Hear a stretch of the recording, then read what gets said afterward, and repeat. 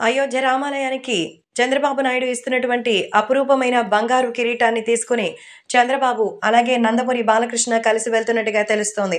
నందమూరి బాలకృష్ణ అలాగే మన చంద్రబాబు నాయుడు కలిసి తెలుగుదేశం పార్టీ కోసం ఖచ్చితంగా రాష్ట్ర ప్రభుత్వంలో మంచి విజయాన్ని సాధించాలని కోరుకుంటూ మరి శ్రీరామునికి ఈ బంగారు కిరీటాన్ని అప్పగించి మరి రాష్ట్రంలో అభ్యున్నతిని సాధించాలని వేడుకోబోతున్నట్టుగా సమాచారం. కాబట్టి వీటికి సంబంధించిన విషయం తెలిసి ఎంతగానో షాక్‌లో ఉన్నట్టుగా తెలుస్తోంది. ఏది ఏవైనా అభిమానులు కూడా మరి కిరీటానికి సంబంధించిన విషయం తెలుసుకొని ఆశ్చర్యపోతున్నారు. తెలుగుదేశంకి సంబంధించిన ఈ విషయంపై అంతా కూడా షాక్‌లో ఉన్నట్టుగా తెలుస్తోంది.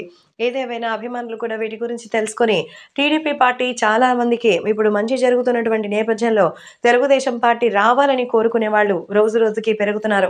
సో, టీడీపీ అధికారంలోకి రావాలని కోరుకుంటూ విజయాన్ని సాధించడానికి గట్టిగా ప్రయత్నాలు చేయాలని అయితే కోరుకుంటున్నారు. తెలుగుదేశం పార్టీ ఇప్పుడు అధికారంలోకి రావాలనే మరి ఇప్పటివరకు చంద్రబాబు నాయుడు పడిన కష్టాలన్నీ రిలీఫ్ అవ్వాలని కోరుకుంటున్నారు.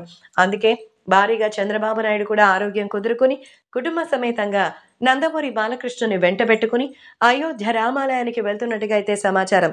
మరి దాదాపు ఈ ఆలయానికి సంబంధించిన కిరీటం కోసం దాదాపు 20 లక్షల వరకు ఖర్చు పెట్టినట్టుగా అయితే తెలుస్తోంది.